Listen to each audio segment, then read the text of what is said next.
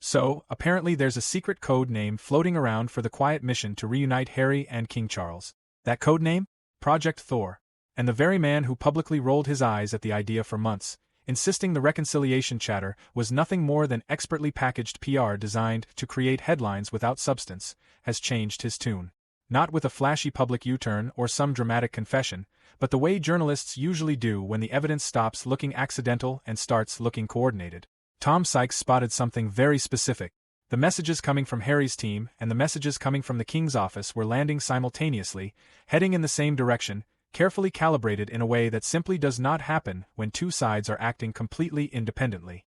When two separate powerful and politically sophisticated offices release synchronized signals at the same time, within the same window, pointing toward the same outcome, that is not luck or parallel thinking. That is an operation with a strategy. Project Thor, according to Sykes's assessment after months of skepticism, now appears to be real. Tonight we are breaking down what Project Thor is actually trying to achieve and why it even needs a code name in the first place. Tom Bauer's specific sourced claims in his 2026 book, Betrayal, about what William decided and exactly when he decided it, the reported $3 million annual baseline of the Sussex lifestyle, and what the title removal debate means in direct commercial terms rather than ceremonial ones, and Meghan's reported consideration of legal action over the possible loss of her title, a financial calculation every bit as much as a personal one. The question tying all of it together is the same question it has always been. The question sitting at the center of every Sussex story since 2020. What does William do when he becomes king and gains the full constitutional authority to act on decisions he has already made? And Bauer, drawing on current and former senior aides from both the King's office and the Prince of Wales's office, says the answer to that question was settled at a specific moment on a specific day. The decision is already made. What has not yet arrived is the moment when it can finally be carried out. Let's start with Project Thor because it is the least reported yet potentially the most significant development in the reconciliation conversation, and because understanding it requires understanding the pressure created by Charles's health situation. The King is managing a cancer diagnosis that remains not in remission. He has undergone treatment. He has reduced the frequency of that treatment as his condition responded, but the cancer has not been resolved, and the palace has been careful not to describe it as resolved. He is 76 years old. He has spent his entire adult life thinking about what the institution demands and what those demands cost. He has watched his own family fracture over the past 5 years in ways that were public, documented, and commercially orchestrated by one side. And despite all of that, he has not given up on the son who orchestrated most of it. That is the backdrop making Project Thor necessary. If William's position were less firmly set, reconciliation could happen through ordinary back channels without requiring a code name. If Harry's operation were less commercially driven, conditions for a meeting could be established without meticulous coordination. The operation exists because the gap between what Charles wants, a meeting with his younger son before his health circumstances change, and what William will tolerate without publicly objecting is remarkably narrow. Navigating that gap requires careful orchestration instead of open negotiation. Sykes's observation was specific and rooted in pattern recognition rather than instinct. The timing of the signals from both sides appeared far too coordinated to be accidental. Harry's camp signals openness. The King's office signals availability. Both emerge in the same window at the same pace, moving in the same direction. That is not two sides independently deciding to suddenly be reasonable. That is two sides that have agreed on a strategy and are now carrying it out in parallel.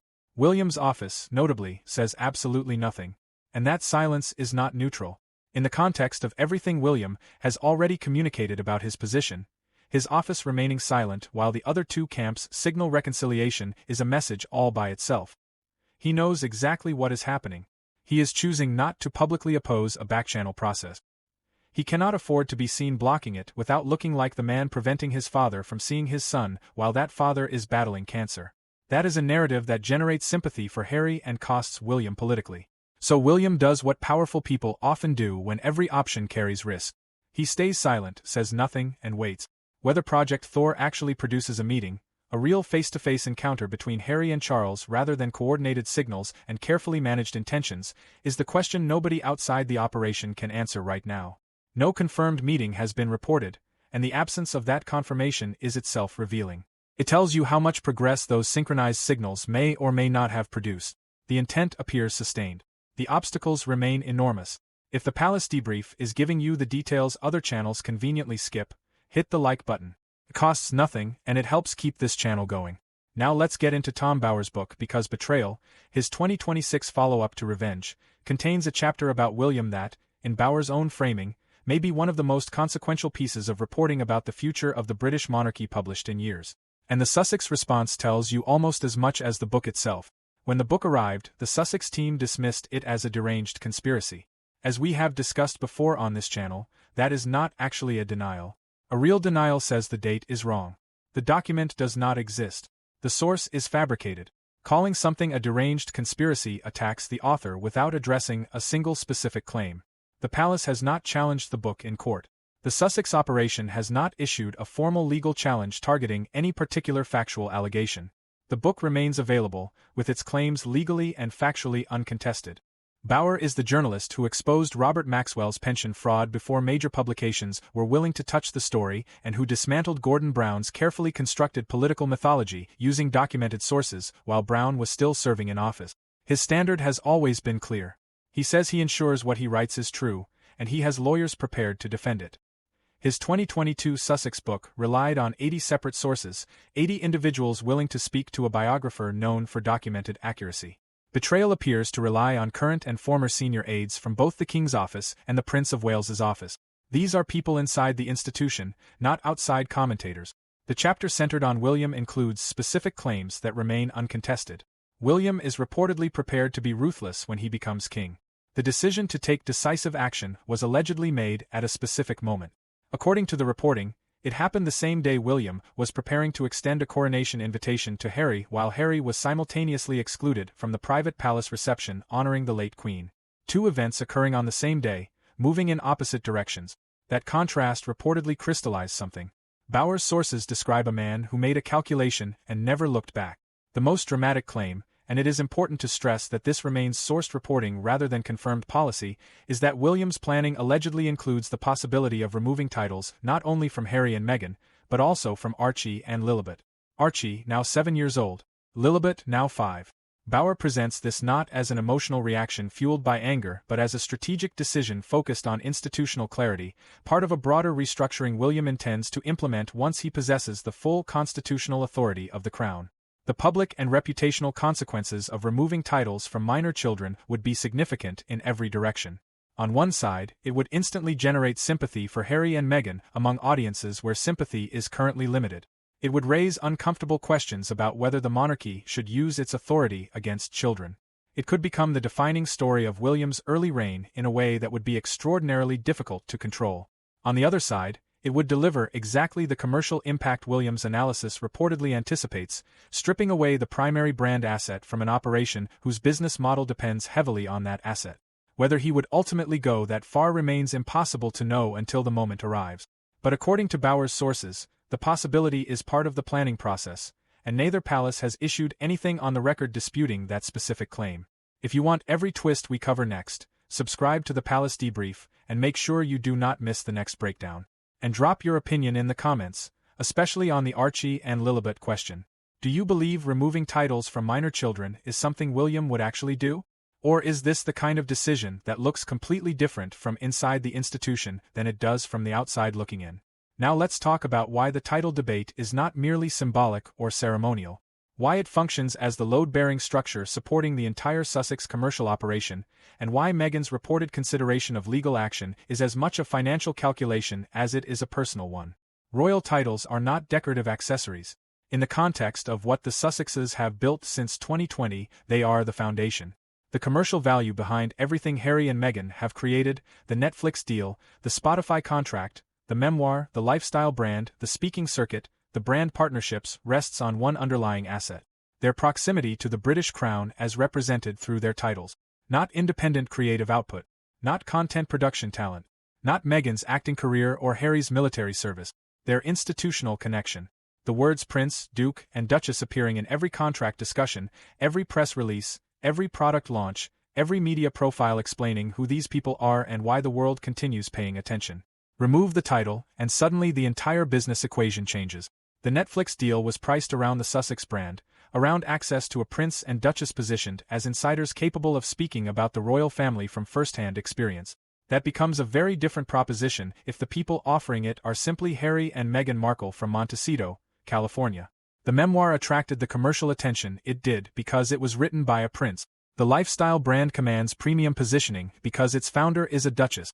Every revenue stream contains the title embedded deep within its DNA. Bauer's reporting includes a figure that has circulated widely and, notably, has not been publicly challenged. The Sussex operation reportedly requires roughly $3 million annually just to sustain the lifestyle and infrastructure already in place. That is the baseline before discretionary spending enters the picture. Security, properties, legal teams, public relations specialists, brand management, the travel infrastructure required to maintain the level at which they operate.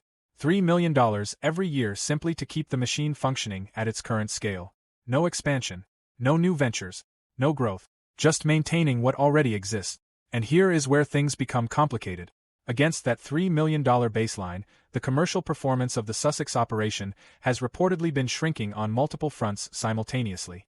The Netflix arrangement shifted from an equity-based deal to a first-look agreement before expiring without renewal in July 2025. Spotify chose not to renew its reported $20 million contract, and one executive publicly labeled them grifters when the partnership ended. The Archwell Foundation reportedly faced a documented seven-figure deficit. The As Ever brand allegedly saw U.S. web traffic nearly cut in half within 4 months. The operation is contracting while the financial floor remains fixed.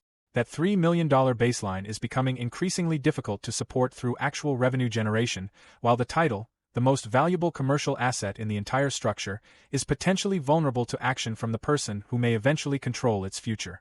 This is why Meghan's reported consideration of legal action over any possible title removal is not primarily about ceremony, protocol, or personal dignity. It is a financial calculation. The title is the asset-generating value. Remove it and you do not simply change how Meghan is addressed. You alter the commercial proposition underlying every business relationship built around that title. Legal action, in that context, would represent an effort to protect an asset that the Crown maintains it has authority to withdraw. Whether such a challenge could ultimately succeed is a separate question from whether it would be attempted. The Crown's authority over titles is extensive and constitutionally established. Legal precedents involving challenges to royal prerogative powers are generally not favorable to claimants. Courts have historically been reluctant to interfere in areas where the Crown has exercised long-standing uncontested authority. Yet the attempt itself would be extraordinary. A duchess taking legal action against the institution she married into over its authority to revoke a title it originally granted would generate enormous media coverage, controversy, and debate about royal authority and accountability. It is precisely the kind of spectacle no palace communications team would want at the beginning of a new reign. The threat of legal action becomes a pressure point even if the lawsuit itself never succeeds. William, according to Bauer's sourcing, understands that calculation completely. He understands the commercial architecture that has been built.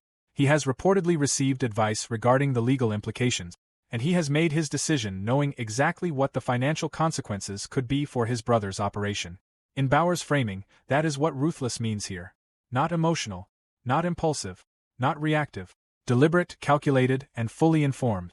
Before we get to Andrew Loney, there is another detail from Bauer's reporting worth discussing. A claim involving Camilla has generated substantial attention.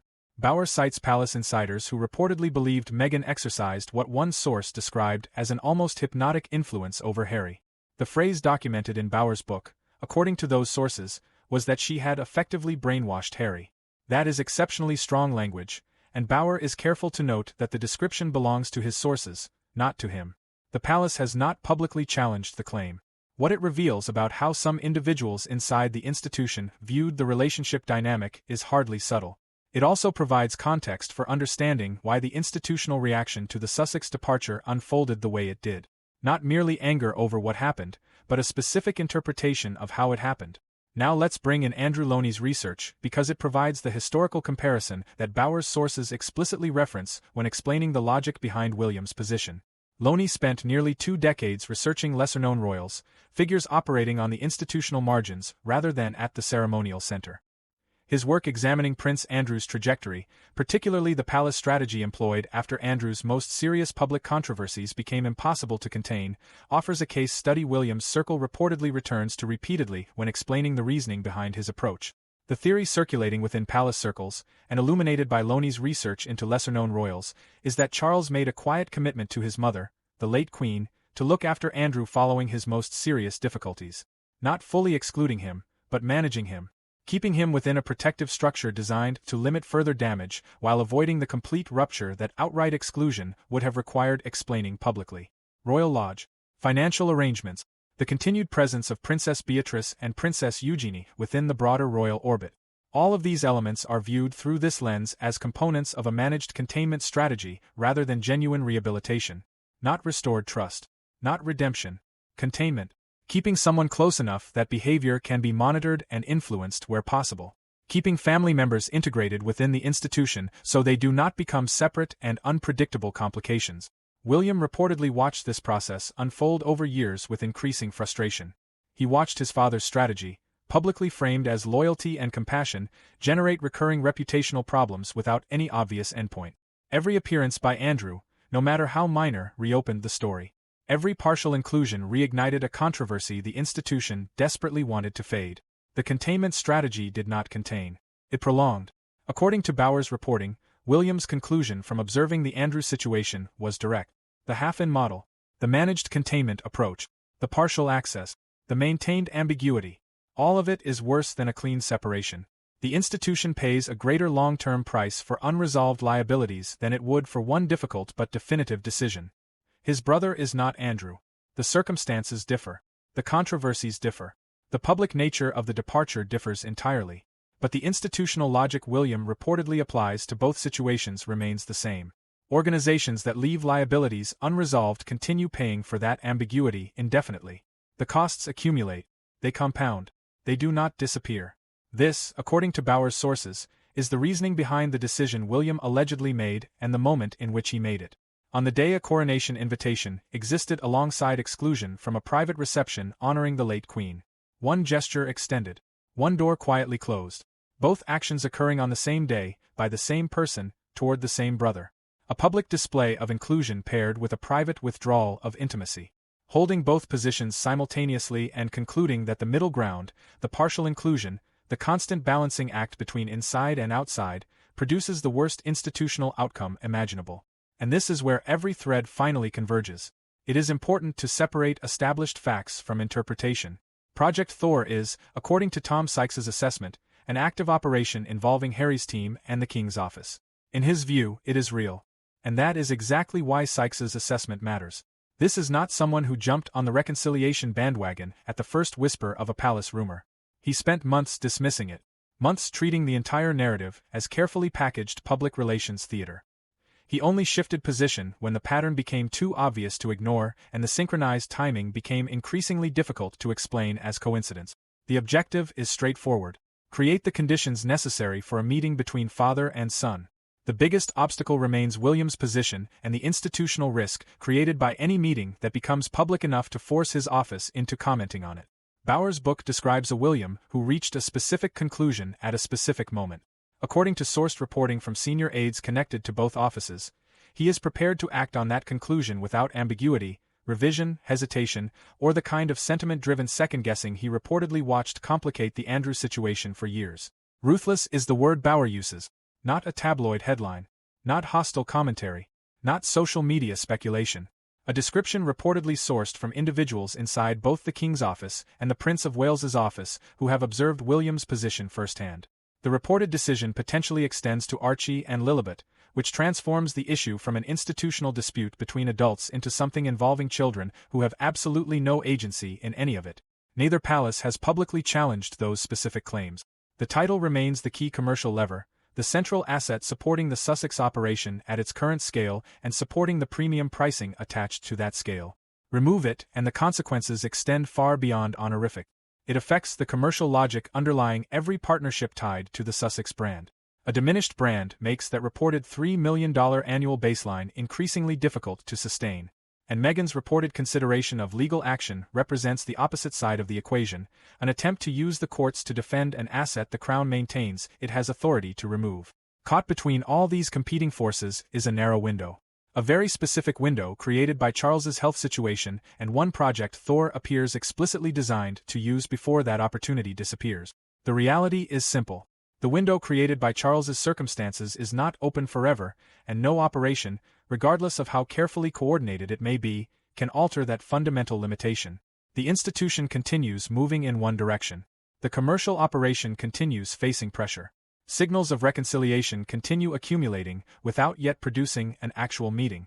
And William waits, having reportedly reached his decision at a specific moment on a specific day, according to Bowers' sourcing, for the point at which that decision becomes his alone to implement. The moment the crown changes hands and the full constitutional authority to act transfers with it. So here is the question everyone keeps circling back to. Can Project Thor actually succeed? Can it produce a genuine meeting between Harry and Charles before William becomes king and before the institutional calculation changes in a way that may be permanent and irreversible? And if William ultimately removes those titles, including those held by Archie and Lilibet, would the public support that decision? Or would it become one of the defining controversies of the earliest chapter of his reign? Drop your thoughts in the comments below because this debate is only getting more intense. And if you want every development as it unfolds, subscribe to the Palace Debrief so you never miss what comes next. Hit the like button if you appreciate this kind of deep dive analysis because it helps keep these conversations going. We will see you in the next one. And considering how many moving pieces are actively in play right now, Project Thor, Bowers' book, the title battle, and the narrowing window created by Charles's health, something tells me the next chapter of this story is arriving much sooner than anyone expects.